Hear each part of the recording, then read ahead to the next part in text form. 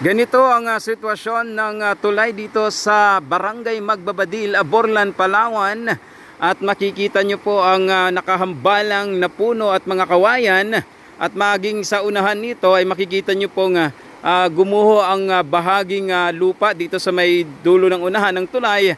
At tingnan po natin dito sa kabila kung saan nadadaanan pa rin naman ang kalsada ito. So dahan-dahan lang sa pagtawid, lalo na kung ang sasakyan ay may kalakihan. At dito po makikita nyo po ang bahagi na kung saan dahil sa nakahambalang ang malaking bahagi ng kahoy ay natrap ang ilang mga kawayan dito sa tulay ng Magbabadil, Aborlan, Palawan. So ang mga uri ng sasakyan ay nakakatawid naman kahit tricycle or motor. Nauna kanina ay dumaan din ng van. So dahan-dahan lang sa pagtawid.